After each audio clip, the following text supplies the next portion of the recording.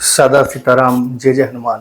तो श्री राम भगवान को समर्पित, श्री हनुमान जी महाराज को समर्पित हमारे ये चैनल जिसका नाम है ज्ञानवर्धन, इसको सब्सक्राइब करें, शेयर करें और वीडियो को लाइक ज़रूर करें। तो श्री राम भगवान की कथा का शुभारंभ करते हैं आज से। और चूंकि इतना ज्ञान तो मुझे है नहीं कि राम की कथा कह सकूं, एक छोटा सा प्रयास है युवा पीढ़ी को राम जी से जोड़ने का।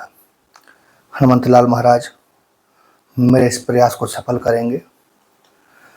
तो राजा दशरथ त्रेता युग में एक बड़े ही प्रतापी राजा हुए और इतना ज़्यादा उनका शौर्य और बल और पराक्रम था कि इंद्र की गद्दी पर भी उनका शेयर था, अधिकार था। तो इंद्र के साथ भी वो शासन करते थे स्वर्गलोक पर। किंतु दुखद बात ये थी कि राजा दशरथ काफ़ी उम्र होने के बावजूद भी कोई संतान नहीं हुई थी।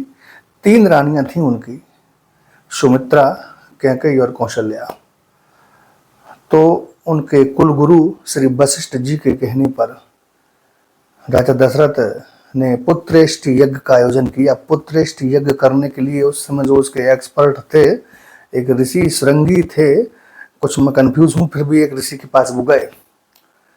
तो ऋषि आए, पूरे आदर के साथ उनको लेके आए और उन्होंने पुत्रेष्टि यज्ञ किया जिससे अग्निदेव प्रकट हुए। हाथ में वो स्वर्ण कलश लेकर प्रकट हुए जिसमें खीर थी। वो खीर दशरथ जी को दे दी और उनसे कहा कि आपकी रानियों को खीर खिला दीजिए। तो उन्होंने पहला भाग कौशल्या मैया को खिलाया जिससे श्री रामचंद्र जी का जन्म हुआ। दूसरा भाग खिलाया कैकेयी को जिससे भरत जी का जन्म हुआ।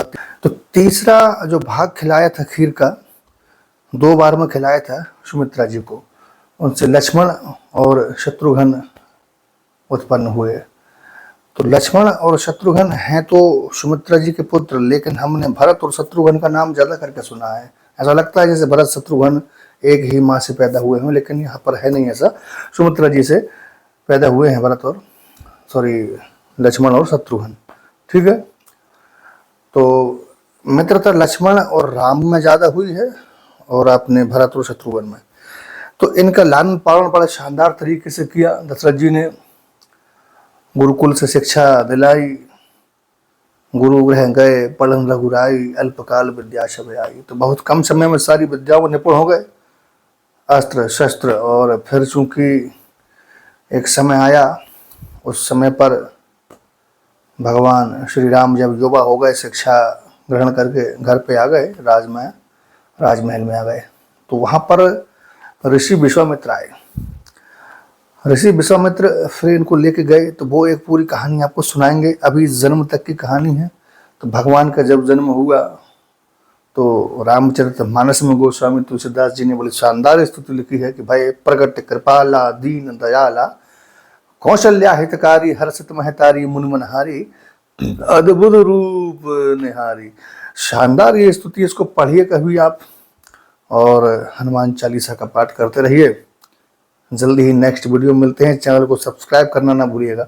बहुत बहुत धन्यवाद आप सभी का। जय जय श्री राम, जय जय हनुमान।